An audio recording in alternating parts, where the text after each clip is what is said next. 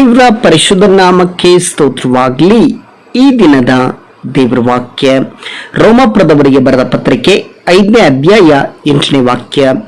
ಆದರೆ ನಾವು ಪಾಪಿಗಳಾಗಿದ್ದಾಗಲೂ ಕ್ರಿಸ್ತನು ನಮಗೋಸ್ಕರ ಪ್ರಾಣ ಕೊಟ್ಟದರಲ್ಲಿ ದೇವರು ನಮ್ಮ ಮೇಲೆ ತನಗಿರುವ ಪ್ರೀತಿಯನ್ನು ಸಿದ್ಧಾಂತಪಡಿಸಿದ್ದಾನೆ.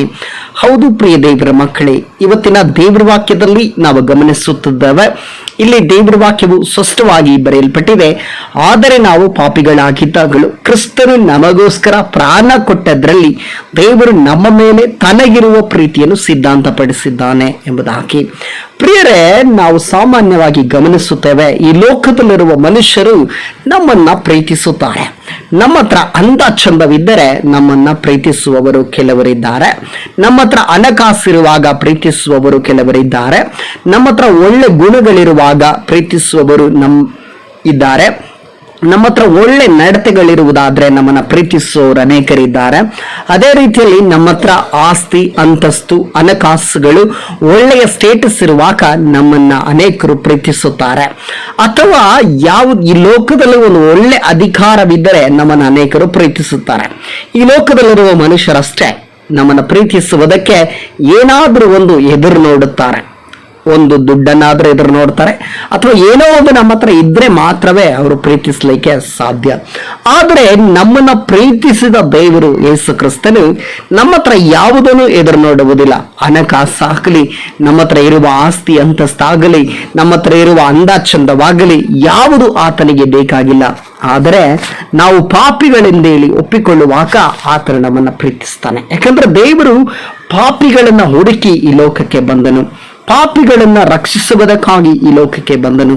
ನಮ್ಮ ಪಾಪಗಳನ್ನ ಒಪ್ಪಿಕೊಂಡು ನಾವು ಪಾಪಿಗಳೆಂದು ಅರಿಕೆ ಮಾಡಿ ಬಿಟ್ಟು ಬಿಡಬೇಕು ಎಂಬುದಾಗಿ ಆತನ ಆಸೆ ಪಡುತ್ತಾನೆ. ದೇವರು ಪಾಪಿಗಳನ್ನ ಪ್ರೀತಿಸುತ್ತಾನೆ, ಆದರೆ ಪಾಪಗಳನ್ನು ದ್ವೇಷಿಸುತ್ತಾನೆ.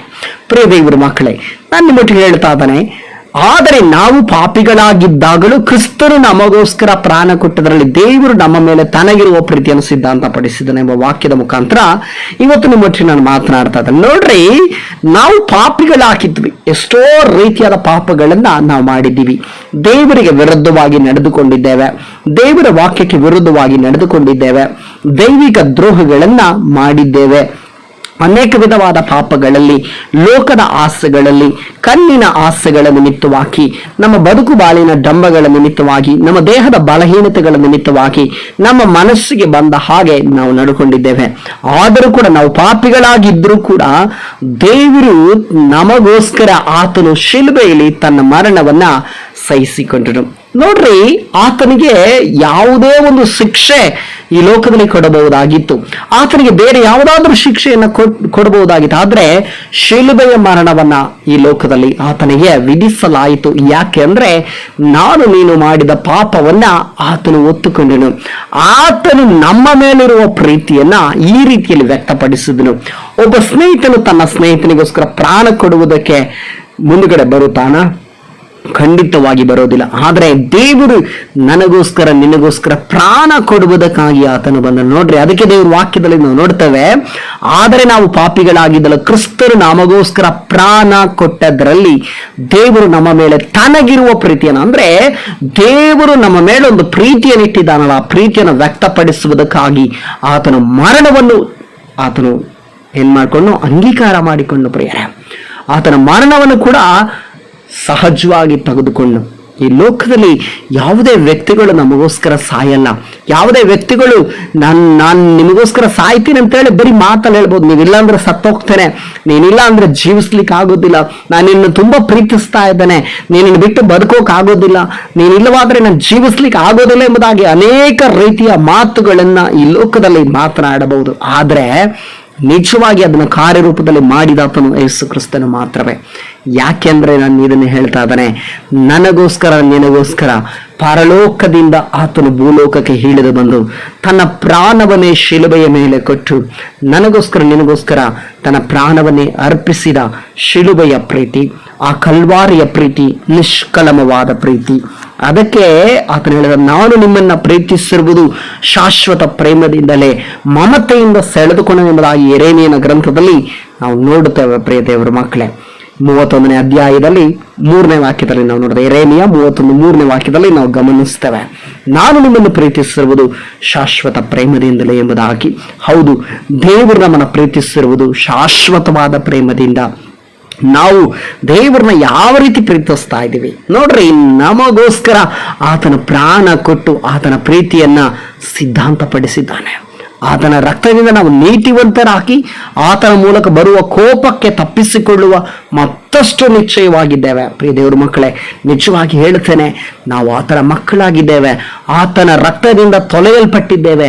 ನಾವು ನೀತಿವಂತರಂತ ಹೇಳಿ ಇವತ್ತು ನಾವಿದ್ದೇವೆ ಅಂದರೆ ಅದು ಆತನು ನಮಗೋಸ್ಕರ ಚೆಲ್ಲಿದ ಆ ಒಂದು ರಕ್ತ, ಕಲ್ವಾರಿಯ ರಕ್ತ, ನಿಷ್ಕಳಮವಾದ ರಕ್ತ, ಪರಿಶುದ್ಧವಾದ ರಕ್ತ, ನನ್ನಗೋಸ್ಕರ ನಿಮಗೋಸ್ಕರ ಶಿಲುಬೆಯ ಮೇಲೆ ಆತನು ಸುರಿಸಿದನು. ಆ ಒಂದು ಕಲ್ವಾರಿಯ ಪ್ರೀತಿ ಎಷ್ಟೊಂದು ದೊಡ್ಡದು. ಈ ಲೋಕದಲ್ಲಿರುವ ಯಾವುದೇ ಪ್ರೀತಿಗಿಂತಲೂ, ತಂದೆ ತಾಯಿಯ ಪ್ರೀತಿಗಿಂತಲೂ, ಬಂಧು ಬಳಗಗಳ ಪ್ರೀತಿಗಿಂತಲೂ, ಗಂಡ ಹೆಂಡತಿಯ ಪ್ರೀತಿಗಿಂತಲೂ, ಈ ಲೋಕದಲ್ಲಿರುವ ಎಲ್ಲ ಪ್ರೀತಿಗಿಂತಲೂ ಬಹು ಅಮೂಲ್ಯವಾದ ಪ್ರೀತಿ ಅದು ಯೇಸುವಿನ ಪ್ರೀತಿ. ಬಹು ನಿಶ್ಚಯವಾದ ಪ್ರೀತಿ ಅದು ಯೇಸುವಿನ ಪ್ರೀತಿ. ಮಾರ್ಪಡದ ಪ್ರೀತಿ ಅದು ಯೇಸುವಿನ ಪ್ರೀತಿ. ಎಂದಿಗೂ ಬದಲಾಗದ ಪ್ರೀತಿ ಅದು ಯೇಸುವಿನ ಪ್ರೀತಿ. ಎಂದಿಗೂ ಬದಲಾವಣೆ ಆಗದ ಪ್ರೀತಿ ಅದು ಕಲ್ವಾರಿ ಯೇಸುವಿನ ಪ್ರೀತಿ. ಆದ್ದರಿಂದ ಪ್ರಿಯ ದೇವರ ಮಕ್ಕಳೇ, ಆ ಒಂದು ಯೇಸುವಿನ ಪ್ರೀತಿಗೆ ನಿಮ್ಮನ್ನು ಕೂಡ ಒಪ್ಪಿಸಿಕೊಡ್ರಿ. ಇವತ್ತಿನವರೆಗೂ ನಿಮ್ಮ ಜೀವಿತದಲ್ಲಿ ಯೇಸು ಅಂದ್ರೆ ಯಾರು ಅಂತ ಗೊತ್ತಿಲ್ವಾ? ಅಥವಾ ಯೇಸುವಿನ ಪ್ರೀತಿ ಬಗ್ಗೆ ನಿಮಗೆ ಇನ್ನ ಗೊತ್ತಿಲ್ವಾ? ಯೇಸು ಕ್ರಿಸ್ತನ್ ಹೇಳ್ತಾ ಇದ್ದಾನೆ, ಯೇಸು ನಿಮ್ಮನ್ನ ಪ್ರೀತಿಸ್ತಾ ಇದ್ದಾನೆ. ಈ ಲೋಕದಲ್ಲಿ ಯಾರು ನಿಮ್ಮನ್ನ ಪ್ರೀತಿಸ್ತಾ ಇದ್ದಾರೋ ಇಲ್ಲವೋ ನನಗೆ ಗೊತ್ತಿಲ್ಲ. ಒಂದು ವೇಳೆ ನಿಮ್ಮ ಬಂಧು ಮಿತ್ರರು ನಿಮ್ಮನ್ನ ಪ್ರೀತಿಸ್ತಾ ಇದ್ದಾರೋ ಇಲ್ಲವೋ ಗೊತ್ತಿಲ್ಲ. ನಿಮ್ಮ ಸ್ನೇಹಿತರು ನಿಮ್ಮನ್ನ ಪ್ರೀತಿಸ್ತಾರೋ ಇಲ್ಲೋ ನನಗೆ ಗೊತ್ತಿಲ್ಲ. ನಿಮ್ಮಲ್ಲಿ ಈ ಲೋಕದಲ್ಲಿರುವ ಅನೇಕರು ನಿಮ್ಮನ್ನ ಪ್ರೀತಿಸ್ತಾರೋ ಇಲ್ಲೋ ನನಗೆ ಗೊತ್ತಿಲ್ಲ. ಈ ಲೋಕದಲ್ಲಿರುವ ನಿಮ್ಮ ತಂದೆ ತಾಯಿಗಳು, ನಿಮ್ಮ ಬಂಧು ಮಿತ್ರರುಗಳು, ನಿಮ್ಮ ಸ್ನೇಹಿತರುಗಳು, ನಿಮ್ಮ ಸಭಾಪಾಲಕರುಗಳು, ಅಥವಾ ನಿಮ್ಮ ಈ ಲೋಕದಲ್ಲಿರುವ ಯಾವುದೇ ಒಂದು ಕಾರ್ಯಗಳು ನಿಮ್ಮನ್ನ ಪ್ರೀತಿಸ್ತಾ ಇದೆಯೋ ಇಲ್ವೋ ನನಗೆ ಗೊತ್ತಿಲ್ಲ. ಆದರೆ ಪ್ರಿಯ ದೇವರ ಮಗುವೆ, ಪ್ರಿಯ ದೇವರ ಮಗಳೇ, ಪ್ರಿಯ ದೇವರ ಮಗನೇ, ದೇವರು ನಿನ್ನನ್ನು ಪ್ರೀತಿಸ್ತಾ ಇದ್ದಾನೆ. ಯೇಸು ಕ್ರಿಸ್ತನು ನಿನ್ನನ್ನ ಶಾಶ್ವತವಾದ ಪ್ರೇಮದಿಂದ, ಮಮತೆಯಿಂದ ಆತನು ನಿಮ್ಮನ್ನ ಪ್ರೀತಿಸ್ತಾ ಇದ್ದಾನೆ. ನನ್ನ ಮಗಳೇ ನನ್ನ ಹತ್ತಿರ ಬಾ, ನನ್ನ ಮಗನೇ ನನ್ನ ಹತ್ತಿರ ಬಾ ಎಂದು ಕರೀತಾ ಇದ್ದಾನೆ. ಆತನು ಪ್ರಾಣ ಕೊಡುವುದರ ಮುಖಾಂತರ ಆತನ ಪ್ರೀತಿಯನ್ನ ವ್ಯಕ್ತಪಡಿಸಿದನು, ಆತನ ಪ್ರೀತಿಯನ್ನ ಈ ಲೋಕಕ್ಕೆ ತೋರಿಸಿದನು. ಅದಕ್ಕೆ ಆತನು ಈ ಲೋಕಕ್ಕೆ ಬಂದನು. ಪ್ರಿಯರೇ, ಈ ಯೇಸುವಿನ ಪ್ರೀತಿಯನ್ನ ನೀನು ಅನುಭವಿಸಬೇಕಾದ್ರೆ ಯೇಸುವನ ನಿನ್ನ ಸ್ವಂತ ರಕ್ಷಕನಾಗಿ, ಸ್ವಂತ ದೈವರಾಗಿ ಅರಿತುಕೊಳ್ಳಬೇಕು.